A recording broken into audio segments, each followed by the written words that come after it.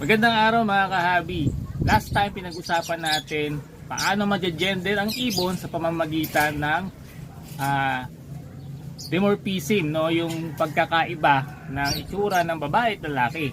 Na-explain na natin yon. Ngayon naman, paano naman yung mga ibon na kamukha nitong si Ragel, ayan, na non-dimorphic, no? Ibig sabihin, yung babae at lalaki parehas lang ng itsura, kamukha din ng mga African lovebird at iba pang uri ng mamahaling mga ibon. Tinakpan ako ni Bruce. O ikaw na bida, no? Paano ba natin malalaman kung paano o yung gender nila, no, mga kahabi? Ang pinaka the best, no, pinaka reliable na pag-identify kung ano ang gender ng isang non-dimorphic na ibon ay sa pamamagitan ng DNA test. Yun po yung 100% ang accuracy. Kasi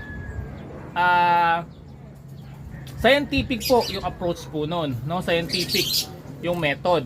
Malalaman natin kung babae o lalaki yung ibon na i-DNA test natin, no? Kaya lang, siyempre dahil ginagawa yan ng tao, tayo yung kumukuha ng sample, magkakaroon niya ng 1 to 2% na margin of error.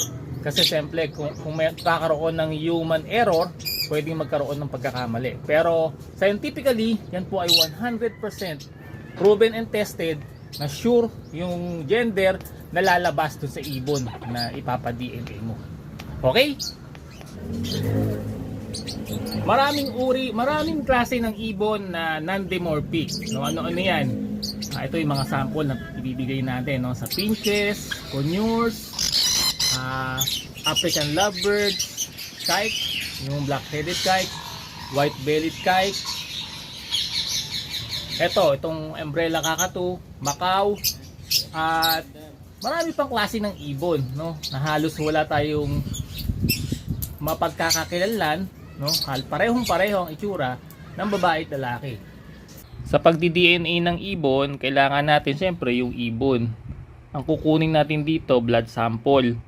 Pwede sa kuko, pwede sa daliri. Yung iba tinutusok siya sa daliri. Sa atin, kukuha na natin siya sa kuko, gugupitan natin ng bahagya. Pwede rin naman kumuha ka ng balahibo dito, o 2 piraso. Tapos ilalagay mo sa plastic na kamukha nito. Or kung DNA sample naman, blood sample, kailangan meron kang filter paper ayun sa loob.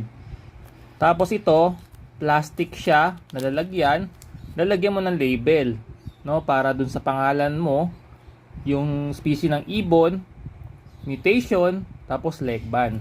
Siyempre kailangan natin ng leg band para mamarkahan natin yung ibon, hindi magkakapalit-palit ng records. Then ballpen, panulat, saka etong tweezer para hindi natin mahawakan yung yung filter paper pagdalagyan na natin ng blood. Tapos nail cutter. So ganito lang. Gugupitan lang natin ng bahagya itong kuko niya, to. Yan yung kuko na yan. Bahagya lang hanggang sa magkaroon na ng blood. Hindi mo kailangang sagarin kasi hindi natutubo yan pag nasagad. Na tweezer. Yan. Yan yung blood. Kailangan yung blood mo tatago siya sa likod. Tago siya sa likod.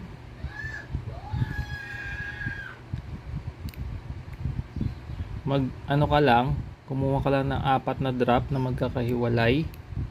In case na may contamination yung iba, magagamit yung iba.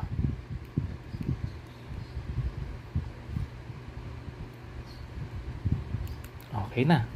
So ayan, nakuha na natin yung DNA sample niya. Ipapasok na natin sa plastic. Then susulatan nyo ng information to para dun sa ibon. Then lalabas yung result niyan, alam na natin yung gender ng ibon. Mga kahabi natin na gusto magpa-DNA test, pwede po ninyong kunan, no? Kahit saan panig kayo ng Pilipinas, pwede po kayong kumuha ng DNA sample tapos papadala nyo po sa akin. I-PM nyo po ako sa page kung paano nyo po padala sa akin at paano natin maipaprocess yung result nyan. Sa mga malalapit naman po, nagdi-DNA test tayo by schedule, no?